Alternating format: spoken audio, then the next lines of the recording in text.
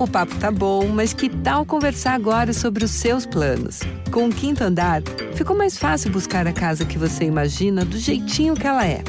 Agora você consegue descrever cada detalhe que deseja do seu imóvel e contar com o aplicativo do Quinto Andar para realizar a sua busca.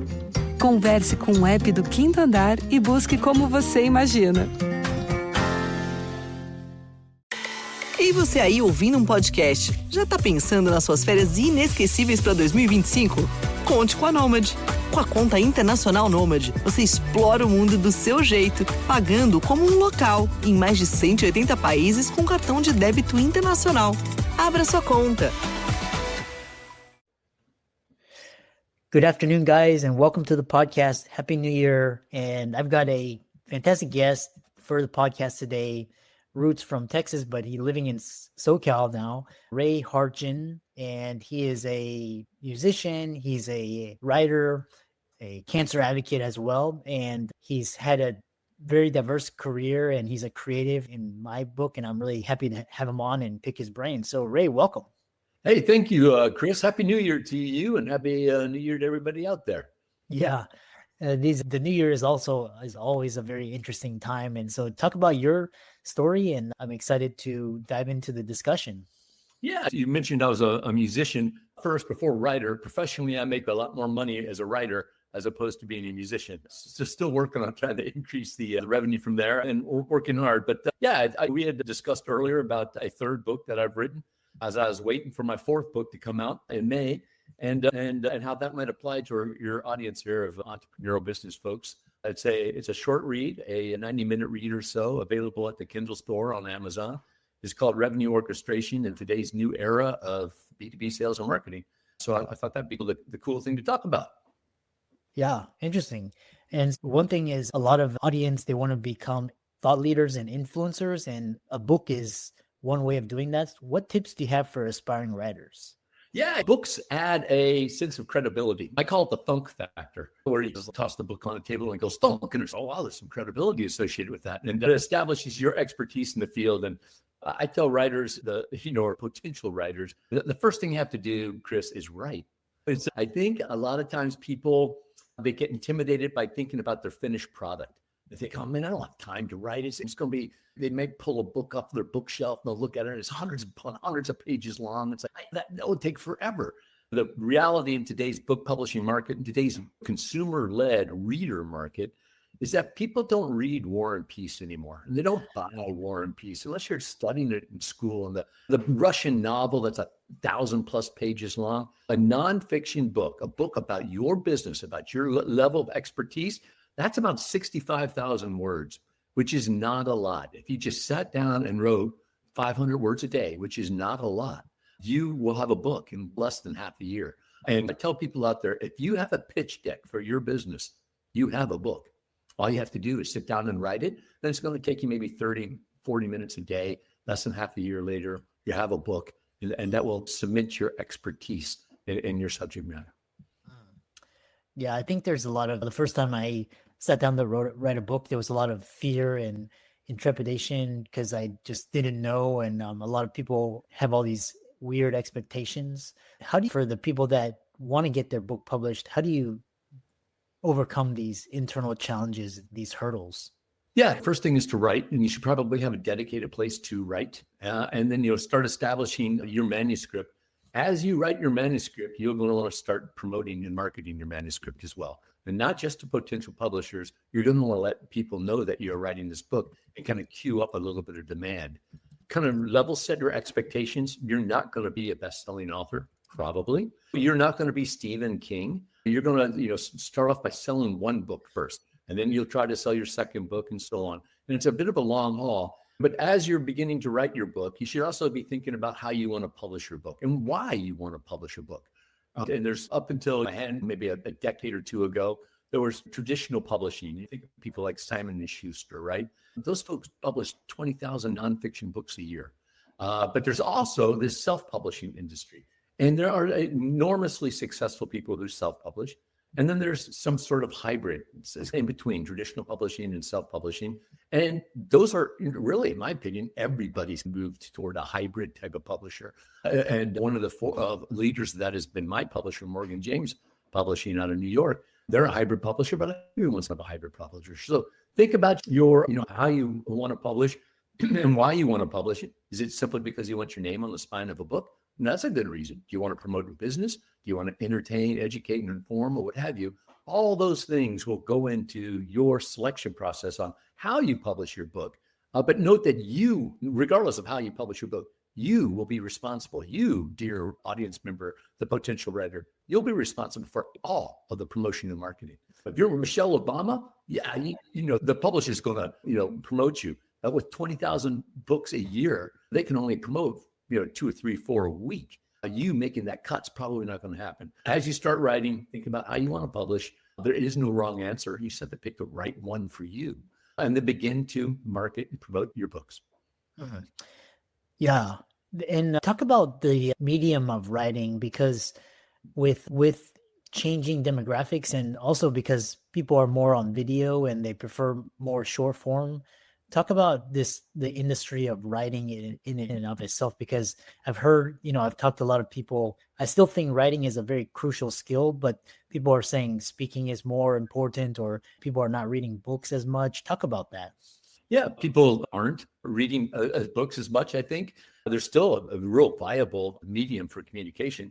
They're listening to a lot of books. And so the audiobook format is extraordinarily popular. We're also listening to smart people like you, Chris. And so that gives an opportunity for a writer is to appear on podcasts, appear on a lot of podcasts, talk about your things, give part of it away. As a writer, if you're writing a book for your business, that's probably a package. In our industry, it's called a funnel. It's a value add, free shipping, value add plus funnel.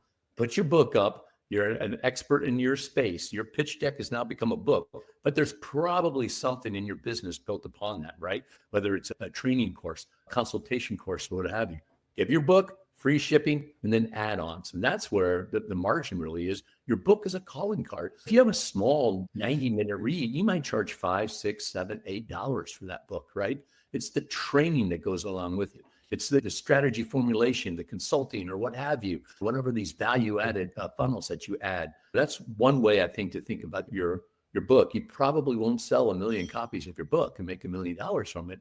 Much more likely is you'll sell a couple of thousand copies of your book, but that will lead you to customer engagements with several hundred different brand new customers. And that's where the margin comes in. Yeah, I love that. Yeah, along the same lines, because I always love looking at trends, and especially after 2020, a lot of people distrust the mainstream. And for example, I can't remember the last time I've watched television, but I'm on YouTube, I'm on podcasts, I'm on Audible. So talk about this idea of self-publishing versus traditional publishing. Is self-publishing going to overtake traditional publishing just because the sheer number of people, they're like, yeah, I'm not Michelle Obama, but I want to write a book and I don't want to go through a publisher. I'll just do it myself. Talk about that. Yeah, I think that self-publishing really comes from a desire to control your revenue streams more. And they're tremendously successful. One of my favorite fiction writers is a man by the name of Andy Weir. You may have stumbled across him when you're in the Bay Area. He's a software engineer who has a fascination. His hobby forever has been space. But he's the guy who wrote The Martian. If you haven't read the book, there's a good chance you saw the movie with Matt Damon in it. He's written a couple of other books. One of my favorite books that I've read in the recent past has been Project Hail Mary, which has also been optioned for a movie. For Mr. Weir, his idea was, I want to control, I'm writing for a hobby. I want to control the revenue streams for this. I want all the royalties. If I have to promote and market my book myself anyway, why don't I find a self-publisher that still distributes books through bookstores globally? Almost all self-publishers go through Ingram, particularly here in the United States. And so you can, through Ingram, your book will be available at a Barnes & Noble or what have you, the local mom and pop store down the street. So I think that's why a lot of people are looking at self-publishing. If you're doing all the heavy lifting with promotion and marketing, why don't you, why share royalties with a publisher? Keep it all to yourself. One word of advice, though, it is super easy to publish on Amazon, but other bookstores don't like Amazon. Amazon is the giant gorilla in the room. They're not in the corner of the room. They're in a similar room, devouring everything. So if you publish a book through Amazon Direct, it will never be carried in another bookstore. That might be okay for you, potential writers, in that Amazon sells 60% of the books anyway. Keep that in mind, but there's a lot of self-publishing companies out there, a lot of very good ones, and they'll help coach you and guide you because they want to be successful too. If through their publishing company, if you should happen to hit on The Martian book, that it's going to be in their catalog, and they will get money from that. They'll teach you, coach you, and help you along in the process. Yeah. Interesting. Thing is, because you talk, what I love is you are a avid motorsports, and you've made a living around writing and publishing books around there. The other question is, we're going through this life, and then sometimes we're hit with, could be COVID, or so how do you, people that are just kind of life hits them, how do you, what is your best advice to bounce back or stay positive, keep a positive mindset, and continue to grow? Yeah, I appreciate that question, Chris. Your audience isn't familiar with my past, but I think you are. In March of 2019, I was diagnosed with multiple myeloma. And if you listeners out there aren't familiar with it, you're not alone. It's a relatively rare blood cancer. It's incurable, but it's treatable. And so I've been under treatment for over 5 years now. I've had a stem cell transplant and the like. And that was a big curveball for me. I was 54 years old at my diagnosis. And I struggled with it at the beginning of it. It's like I attacked it, and I was like, I'm gonna fight this. I want to be the best I can be. But within a couple of weeks of that type of approach, I was just worn out. I was mentally and physically exhausted, and that's when I began to realize that my whole being, my whole person, is more than just my physical state or my mental state. It includes my emotional state, my spiritual state, and each one of those can drag down the others. But conversely, each one of them can pull up one of the others if they happen to be low. So I reframed my thought processes a little bit about what constitutes my whole being. And then while I've always been a positive person, I really began to take a look at what my timeline was. And I'd like to share with you listeners just a quick little mental exercise you can do. If you have a pencil and piece of paper in front of you, it's even better. But just whether you have a pencil and piece of paper or not, just imagine or actually draw a horizontal line from left to right. And then on the left-hand side, make a little vertical tick mark.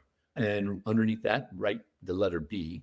And then on the far right-hand side, do another vertical tick mark, put a letter D there.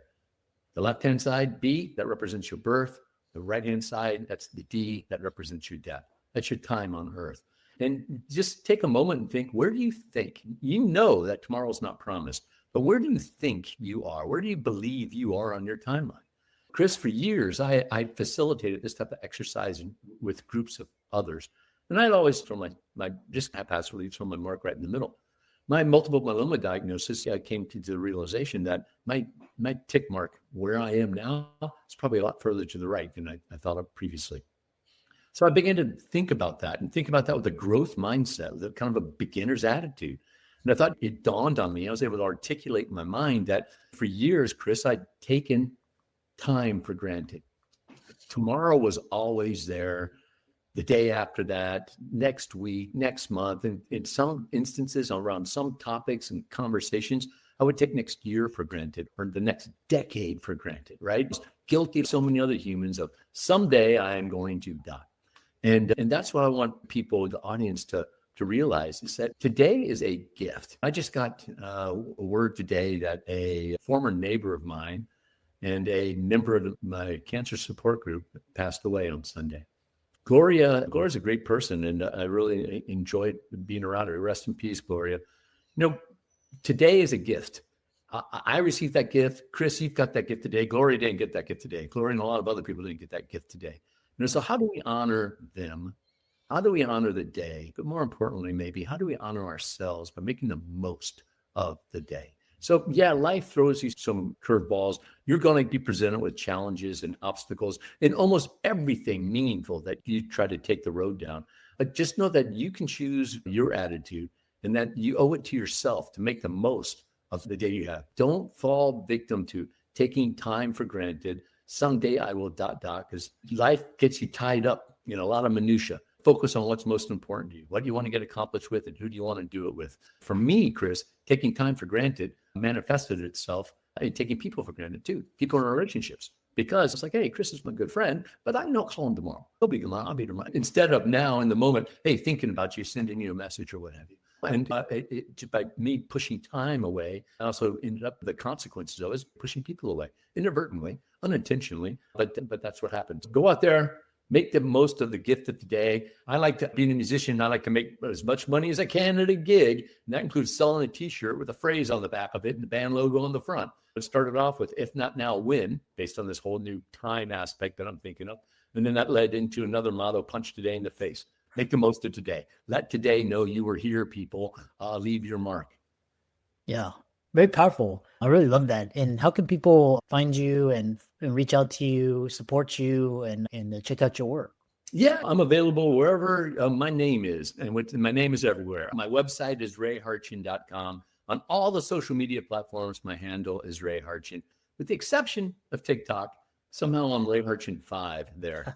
I think maybe when I was signing up for TikTok, my fat fingers gotten pushed too many buttons or whatever. But yeah, I would love to hear from anybody out there, particularly if you need any help, particularly if you are a patient that's facing a severe, serious illness or chronic illness. If you need help, let me know how I can help you. And if you're a caregiver for someone facing a chronic, serious illness, you need help too sometimes. And if there's anything I can do for you all, please let me know. And then my books are available wherever fine books are sold. I've been taught to say that from my publisher, Morgan James. I'm really looking forward to the Indy 500, the year-long quest to win the greatest spectacle in racing. That's coming out later this year. Awesome. Yeah, I'm looking forward to it. And I really enjoyed talking with you, and keep up the great work, and Happy New Year. Hey, thank you very much. Happy New Year to you too, Chris.